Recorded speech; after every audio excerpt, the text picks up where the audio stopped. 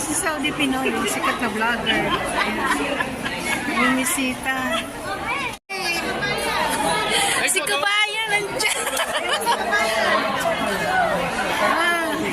Ayan, si Kabayan. Hindi ko magpa-picture.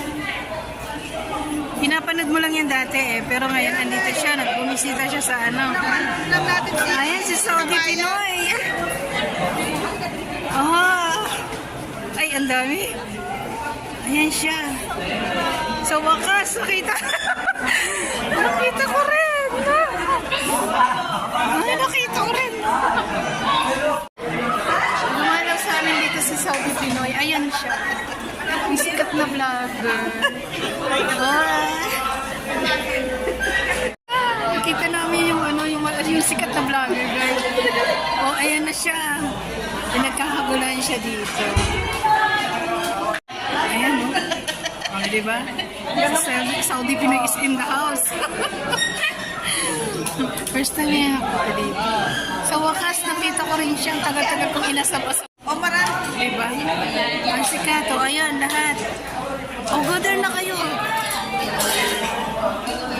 Oh, sa Saudi Pinoy. Hindi ka yan.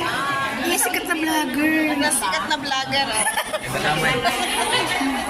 Tumutulong din yan sa Pinas. Yung mga kasama ko, nawawala yung mga kasama ko.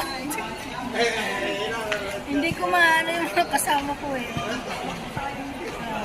Ang saya namin kasi nakita namin si Saudi Pinoy. Si Saudi Pinoy is in the house kasi nawala na siya. Ang aking mga ka-date, mga sis. Dito na muna kami sa sis. Hanggang siya. Diba? Ayan ang aking mga BFF. Ang tagal namin hindi nagkita-kita. Kaya ngayon, sinusulit. Dahil sa isang buwan Ramadan, ayan lang. Ito namang isa kanina pa, hindi niya pa naubos yung kanyang ice cream. Di ba? Oh, ginanamnam niya.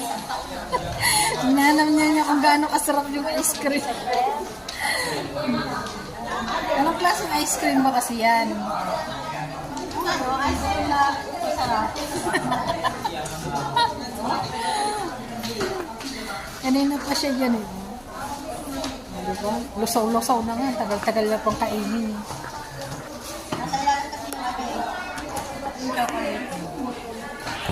Patingin niya kasi yung kinakain mo na yan. Ayan ang kinakain niya oh. Ano na, hindi na siya ice cream. Chocolate milk na ba?